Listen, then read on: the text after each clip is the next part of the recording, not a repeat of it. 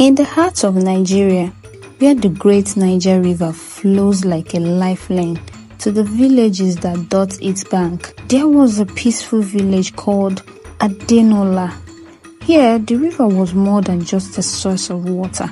It was the very essence of life. Its waters brought prosperity to the farmers who relied on it for irrigation, to the fishermen who caught their daily meals from its depths, and to the artisans who used the river's clay to craft their wares. Adebayo, a young man with dreams bigger than the village itself, had grown up beside this river. His days were spent fishing with his father, learning how to mend nets, and listening to the stories passed down from the elders. But Adebayo had always felt the weight of something more. He had a burning desire to leave the village, to study, to explore the world beyond the winding river paths, to make something of himself that his humble beginnings could not offer. His best friend, Ngozi, shared many of his dreams but differed in one key aspect. While Adebayo sought to escape their life of simplicity, Ngozi believed in the power of staying and improving their world through hard work and education. She often told Adebayo that if everyone left, who would remain to carry forward the traditions that had kept the village thriving for generations? "You cannot simply run away, Adebayo," she would say. "This village may be small, but it is where we belong. The world will not change by running from it." Adebayo's father, a man of simple means but deep wisdom, had always urged him to stay grounded. "The river will always provide, my son. It is for those who understand its ways. Do not let your heart grow too wide like the winds." But the winds of change began to blow harshly one year. The rains failed. For the first time in living memory, the Niger River began to dry up, its once fertile banks cracking under the unforgiving sun. The fish once abundant disappeared. The crops, once rich and green, turned yellow and brittle. Fear began to spread across Adenola as whispers of famine reached the villagers. Adebayo, in his desperation, saw an opportunity in the crisis. He believed that this was the moment for him to leave, to seek success in the city. But his dream, his ambition, was built on the neglect of his roots. He didn't see the value of patience or of understanding the power of the natural world. His first mistake was to want to escape rather than help. As the days wore on, the village of Adenola grew quieter. Once vibrant, the marketplace was now a shadow of its former self. Farmers, once proud of their harvest, now walked with downcast eyes, their hands empty as they returned from barren fields. The once lively sound of fishermen casting their nets had become a distant memory, replaced by the ominous silence of the riverbanks. Adebayo couldn't stand it. He could feel the weight of his unspoken ambition pulling at his heart, and the whispers of the city called to him like a distant dream. Maybe it's time to leave, he thought. He had never felt more certain that his future lay somewhere beyond the drying river, in the hustle and bustle of the city where there were opportunities for people like him. One evening, as the sun dipped below the horizon, Adebayo sat by the riverbank with Ngozi. She had become even more contemplative in recent days, as though she too sensed that something had changed. The usually serene river seemed restless, the waterline receding each day, and yet she remained hopeful. "Are you sure about this, Adebayo?" she asked softly, breaking the silence. Adebayo looked at her, his eyes filled with the frustration of a young man caught between his dreams and his duty. "The river has always given, but what happened when it runs dry? We cannot sit here waiting for a miracle. I am leaving, Ngozi. I can make something of myself in the city. Ngozi's expression remained calm, but there was a deep sadness in her eyes. I have always known you had bigger dreams than this village, Adebayo. But even now, it won't solve anything. The village needs you here more than ever. He stood up, his voice filled with urgency. What are we supposed to do? Let the village die while we sit and wait for the river to magically return? It's not magic, Adebayo. It's understanding. The river has always been a gift, but it doesn't give without asking for something in return, Ngozi said, her voice tinged with wisdom beyond her years. Sometimes we must give before we can receive. Maybe it's time we remember that. Adebayo paused. He had always known Ngozi to be wise, but something in her words struck a chord deep within him. The word had seemed so simple when he had imagined it. Success in the city, a life of comfort and recognition. But now, as he stood in the fading light with Ngozi's words echoing in his mind, the complexity of life seemed more daunting than ever. The next day, Chief Oladipo called for an emergency meeting in the village square. The sound of his drumming echoed through the village, summoning the people to gather. When Adebayo and Ngozi arrived, the tension was palpable. The village was in turmoil. The chief stood at the front, his expression grim. He was flanked by the elders, their faces as serious as his own, uneasy. He noticed that some of the villagers were hesitant, looking at the chief for guidance but uncertain about the decision. We will move quickly, the chief continued. We cannot afford to stay here and perish. We will find new land in the city where there is work, food and shelter. Adebayo felt a surge of excitement. This was it, the moment he had been waiting for. His future in the city seemed closer than ever. But as he looked around, he saw that Ngozi's face was not filled with the same optimism. Instead, she looked troubled. Chief Oladipo, she spoke up, her voice steady but laced with concern. You are asking us to abandon everything we have known. This village has been our home for generations. What if we find nothing in the city? What if we lose everything we have worked for? Chief Oladipo's eyes narrowed and the villagers murmured among themselves. Adebayo could feel the tension building. The chief did not like being questioned, especially in the front of the villagers. You speak of losing everything, but do you not see what has already been lost? Chief Oladipo retorted. We have no food, no water. The river, which has sustained us for centuries, is gone. What are we to do? We must survive, and survival lies beyond this village. As the chief's decision weighed heavily on the villagers, Adebayo found himself torn. The city was a beacon of hope to him, but he could not ignore the deeper unease within him. The chief's decision to abandon the land of their ancestors didn't sit right with him, but he also knew the struggles the village faced. It was then that Adebayo remembered something Mama Amina had once told him. The river is not just a stream of water, child, she had said. It is the spirit of the land. If you want to understand its true power, you must go to the source. These thoughts lingered in Adebayo's mind.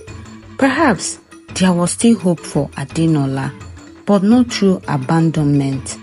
Maybe the river had a secret, one that could only be revealed by returning to its origins. He turned to Ngozi, who had been quiet since the meeting. We need to go to the source of the river, Adebayo said, his voice filled with determination. Ngozi looked at him, expression unreadable. The source, Adebayo? It's dangerous. No one has ventured there in decades. I know, but we just can't sit here and do nothing, he said. If the river can be saved, we must try. If not, then we will know that it is time to move on.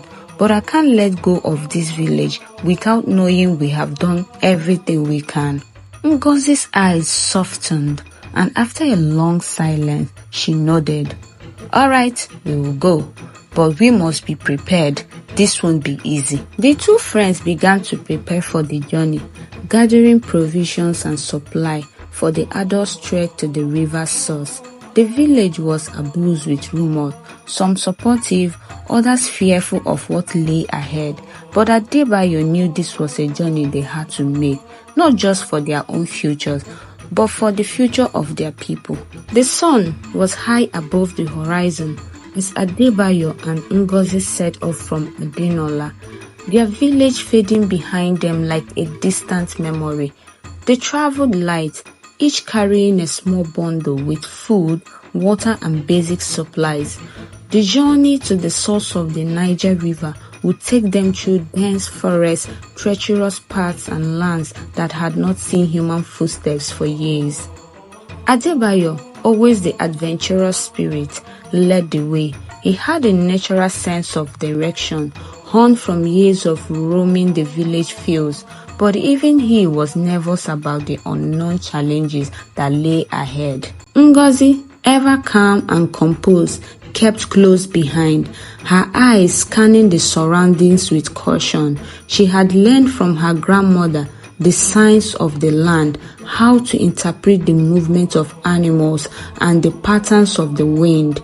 Her quiet strength was what kept Adebayo grounded during the early part of their journey. After several days of traveling, they reached the outskirts of the forest that bordered the river's path.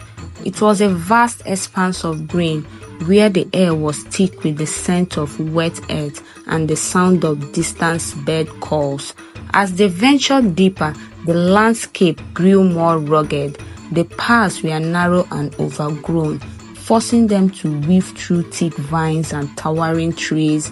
Adebayo had been prepared for the difficult terrain, but even his stamina was tested by the relentless underbrush and the humidity of the jungle. On the fourth day, they reached a clearing near a shallow stream. The sunlight flickered through the trees, casting dappled shadows on the ground. They decided to rest for the night. As they set up their small camp, the sounds of the jungle seemed to grow louder. The rustling of leaves, the croak of distant frogs, and the occasional rustling of branches all combined to create an eerie atmosphere. "I have never seen the jungle like this," Adebayo muttered as he stirred the fire. "It's like the land is alive." Ngozi nodded thoughtfully, her gaze fixed on the fire. "The land is always alive, Adebayo. It's just that sometimes we forget how much it gives us, but when we ignore it, it reacts. Nature has its own way of teaching us." Adebayo glanced at her, the firelight flickering in her eyes. "Do you think we will find the source? What if it's too late?" "There is always hope, Ayo," she said, her voice soft but firm. "Even when it feels like all is lost, we must keep going. The river may be dried up now, but that doesn't mean it's gone forever. The source is out there, and it's calling us." That night, Adebayo lay awake, staring up at the stars through the gaps in the trees. He felt the weight of responsibility pressing down on him. His decision to leave the village seemed less certain now. Was the city really the answer to all their problems, or was it the land, the village, and the wisdom of their ancestors that held the true key to survival? The journey grew harder as the days passed. The terrain became more challenging, and their food reserves began to dwindle. The air was thick with scents of wet moss, and the constant hum of insects filled the air. Adebayo and Ngozi were beginning to feel the physical toll of their quest, but neither of them showed signs of giving up. The sound of rushing water grew louder, signaling that they were closer to the river's source. "I think we are getting closer," Adebayo said, his voice filled with excitement. "I can hear the water." Ngozi looked around carefully. Sensing something strange, something is not right. The air feels thick, like we are being watched. Adebayo didn't understand, but before he could respond, he heard a soft rustling in the bushes. They both froze, instinctively reaching for their weapons. The rustling grew louder, and before they knew it, a figure emerged from the shadows. It was a woman, but unlike any other they had ever seen. She was dressed in a simple white gown, her skin glowing with an ethereal light. Her hair was long and flowy, and her eyes were deep and wise, as though they had seen the passage of centuries. In her hands, she held a staff made from twisted branches, adorned with small stones and feathers. "I see you have come seeking the river spirit," the woman said, her voice echoing in the stillness.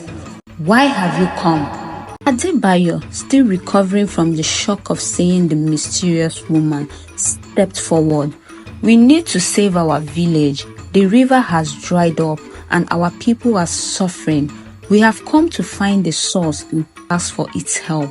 The woman studied them for a moment before nodding slowly. "You are brave, but you must understand that the river is not simply a source of water.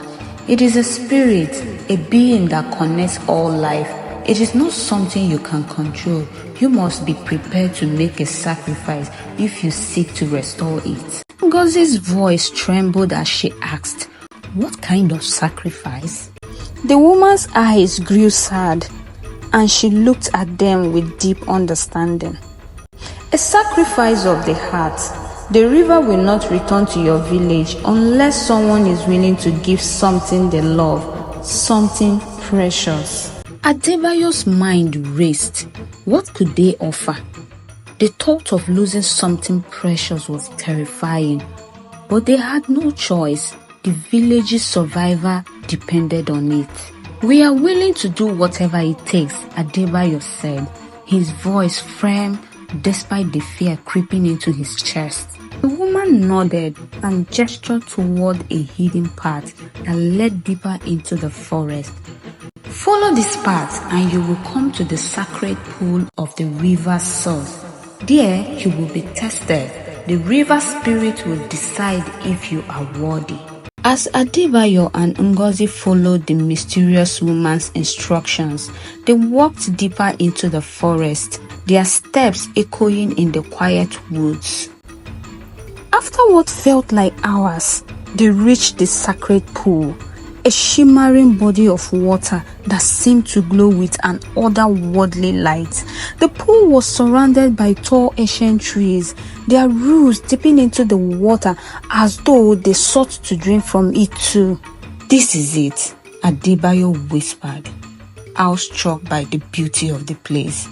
Ngozi, though equally awed, kept her gaze steady.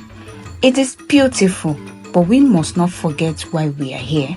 They knelt beside the water, their eyes drawn to the stillness of the pool.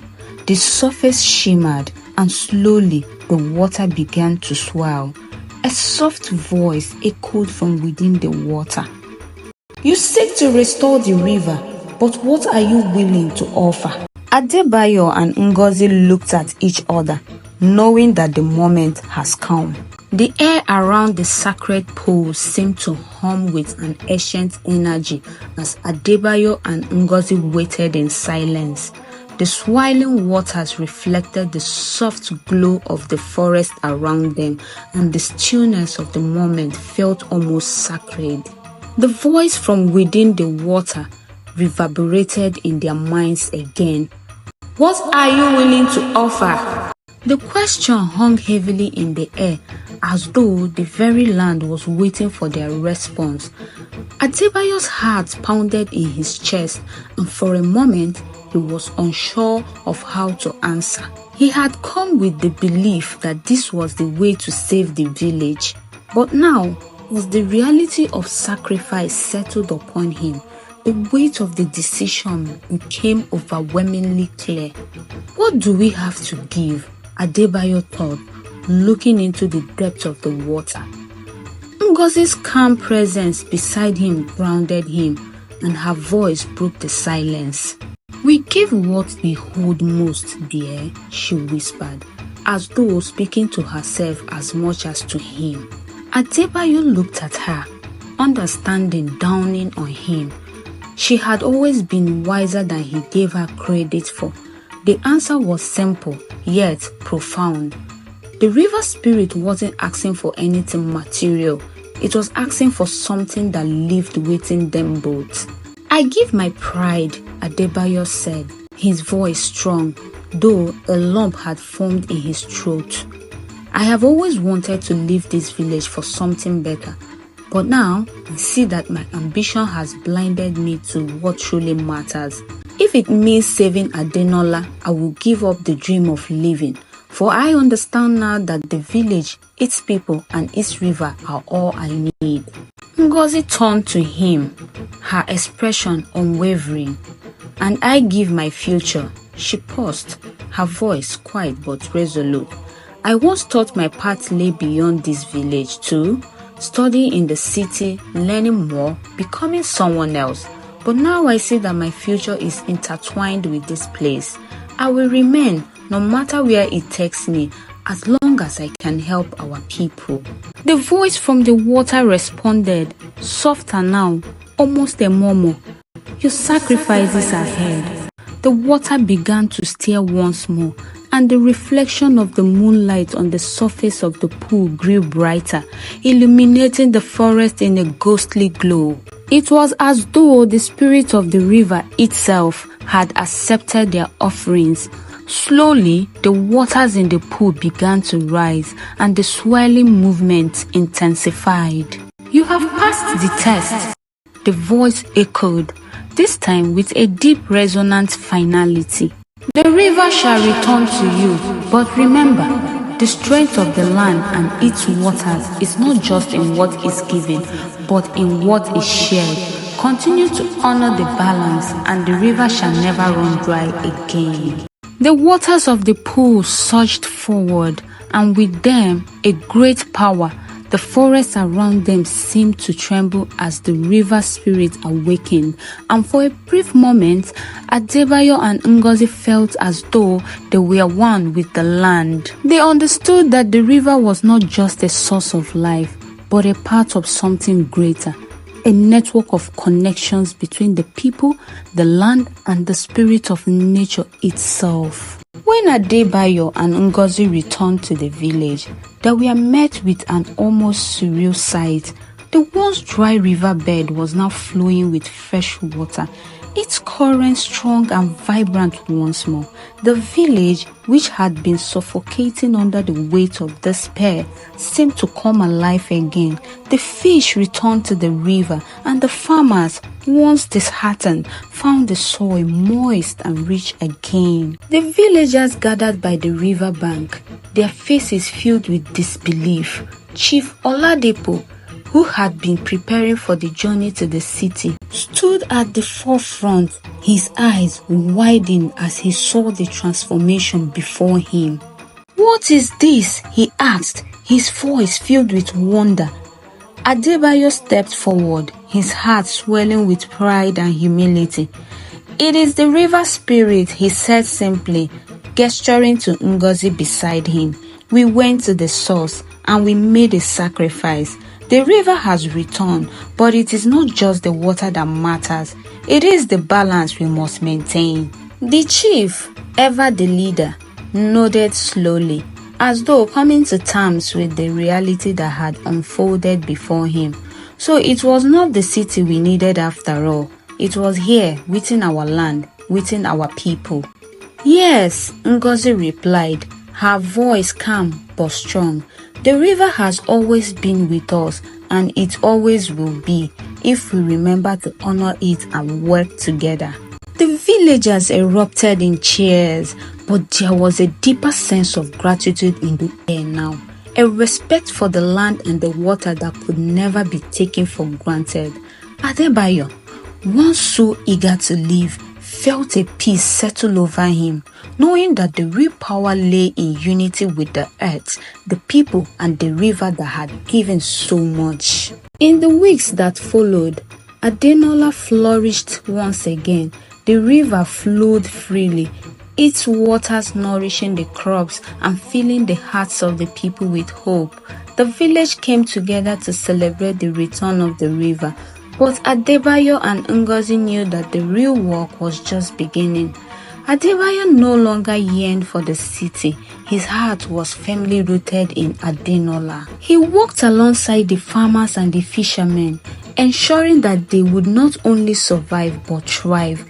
He had learned that true fulfillment did not come from chasing distant dreams, but from nurturing the present and the people around him. Ngozi too took on a new role in the village. She used the knowledge she had gained to help the villagers improve their farming techniques, teaching them about sustainable agriculture and the importance of living in harmony with nature. Together, Adebayo and Ngozi had become symbols of the strength of community and sacrifice. Their love for their village had been tested, but it had proven strong enough to bring the river back, and in doing so, they had learned the deepest lesson of all, that the land, the river, and the people were all one, and it was only by working together that true prosperity could be achieved. Moral lesson.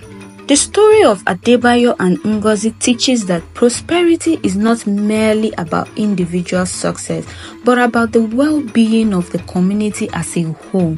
The sacrifice they made for the greater good of their village highlights the importance of selflessness, humility, and the recognition that true power lies in unity with others and with nature. It is a story that emphasizes the importance of giving back to the land and community that sustains us, rather than pursuing personal gain at the expense of everything else. In the end, it was not the river's return that was the most significant change. It was the transformation in the hearts of the people. They learned that in their shared sacrifices and efforts, they could create a world where everyone could flourish together. Thank you for watching, besties. I hope you enjoyed the story. I will see you on the next one. Please support my channel by reacting to my videos, subscribe, turn on notifications to be alerted when next I post a video, like, share, and leave a nice comment. Your encouragement and support means a lot to me. Thank you. Bye.